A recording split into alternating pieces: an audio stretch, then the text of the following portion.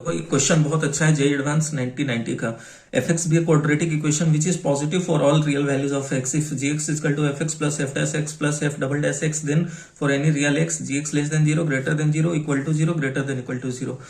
देखो सबसे पहले एफ एक्स क्वाड्रेटिक इक्वेशन है, जैसे क्वेश्चन कह रहा है वैसे अप्रोच कर रहा हूँ। F x is equal to a x square plus b x plus c. ठीक है, यहां तक क्वेश्चन पढ़ लिया और उसका मैथमेटिकल इंटरप्रिटेशन यहां कर दिया। विच is positive for all real values of x. ठीक है, एक्स के किसी भी रियल वैल्यूज के लिए पॉजिटिव ही आ रहा है। पॉजिटिव का कंक्लूड देखो यहां से, पॉजिटिव का मतलब क्या कह रहा है, ये अगर पॉजिटिव कह रहा है इसका मतलब ए पहले ग्रेटर देन जीरो लिखते हैं, पहले ये कंक्लूड किया, और दूसरा कंक्लूड क्या किया, D less than zero. D का मतलब डिटर्मिनेंट। ठीक है, और ये जो ए है ये कोफिशिएंट ये वाला। ठीक है, ये दो चीज यहां से पॉजिटिव का मतलब है। आपको अगर ग्राफ भी बनाना हो तो ये रियल एक्सिस है, एक्स एक्सिस है, तो अगर ए ग्रेटर देन जीरो लिया है तो ये होता। हम अगर ए देखो डी लेस देन जीरो से क्या है, कोई भी रियल एक्सिस पे कट नहीं कर रहा है एक्स एक्सिस पे। अगर हम यही लेस देन जीरो ले लेते तो यही सेम चीज ऐसे आ जाता, डी लेस देन जीरो ही रहते, लेकिन ए लेस देन जीरो ले लेते तो ये आता। ठीक है, तो इसलिए ये कंडीशन यहां से, और ग्राफ इसका ये होगा। ठीक है, ये नहीं होगा, तो इसलिए दो कंडीशन मिला है, ए ग्रेटर देन जीरो और डी लेस देन जीरो। अब आप एफ एक्स या लिख लिए तो जी एक्स लिख लो। ठीक है, तो g of x is equal to एक, पहले एफ एक्स लिखा हुआ है, लिख लिया x square plus b x plus c. ठीक है, अब एफ डैश एक्स लिखा हुआ है, तो एफ डैश एक्स क्या मिलेगा हमें, 2ax प्लस बी। फिर एफ डबल डैश एक्स है तो इसको क्या मिलेगा हमें, 2a मिलेगा। तो एक बार इसी को डिफरेंशिएट करके यहाँ लिख दिया, फिर इसको एक बार डिफरेंशिएट करके यहाँ लिख दिया, फाइनली हमें मिल गया।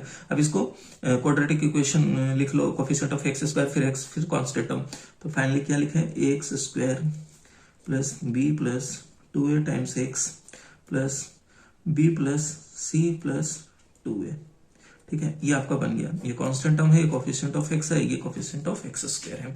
ये डी लेस देन जीरो आप जो कह रहे हो, इसका मतलब आप ये कह रहे हो b square minus 4ac less than zero.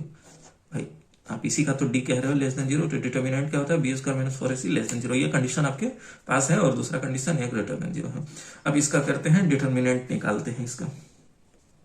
आपको यहां देखो कोफिशिएंट इस क्वाड्रेटिक जी एक्स एक क्वाड्रेटिक इक्वेशन है जिसका कोफिशिएंट है, और वो क्या है, ए ग्रेटर देन जीरो है। ठीक है, तो ग्राफ तो कुछ जी एक्स का ऐसा ही होगा, हो सकता है इस पे इंटरसेक्ट करे या ना करे, वो तो डिटर्मिनेंट से पता चलेगा, लेकिन ये है कि coefficient a greater than zero, upward concave upward इसका होगा नेचर ग्राफ का। तो अभी करते हैं b square plus 4ac, b square minus 4ac minus 4a b plus c plus 2a। इसे सिंप्लीफाई करें, b square plus 4a square plus 4ab minus 4ab minus 4ac minus 8a square. ठीक है, ये कैंसिल हो गया। ठीक है, अब आप फाइनली लिखो बी स्क्वायर, इसको एक साथ लिख लेते हैं, माइनस 4ac। ठीक है, और ये 4a square minus 8a square, finally क्या बन गया, माइनस 4a स्क्वायर। ठीक है, अब आप देखो ये डिटर्मिनेंट है, ये आप यहाँ क्या लिखे हो, लेस देन जीरो, ये लेस देन जीरो, माइनस ये 4a स्क्वायर अगर हम बात करें तो ये ऑलवेज पॉजिटिव आएगा। एक ऐसे भी पॉजिटिव है, उसका स्क्वायर करेंगे तो ये पॉजिटिव, 4a स्क्वायर हमेशा पॉजिटिव, और नेगेटिव की है तो ये माइनस टर्म है, ये भी माइनस टर्म, ये भी माइनस टर्म, जिसका मतलब हमने फाइनली कैलकुलेट कर लिया। इसको अगर d1 कहें, इसको d कह दिया, तो d1 लेस देन जीरो। इसका मतलब जो gx है उसका कोई रियल रूट नहीं होगा, तो gx का भी ग्राफ कुछ ऐसा ही आएगा। अगर यही इक्वल टू भी आ जाता, इक्वल टू जीरो, तो फिर क्या होता कि उसको रियल एक्सिस पे कट करता। तो gx हम फाइनली क्या कंक्लूड किए कि जिसका coefficient coefficient of x square greater than zero, और उसका भी डिटर्मिनेंट लेस देन जीरो, तो इसका मतलब सेम नेचर होगा फंक्शन का कि वो भी पॉजिटिव ही होगा। तो करेक्ट ऑप्शन बी आ गया। ठीक है, ये बहुत अच्छा सवाल था।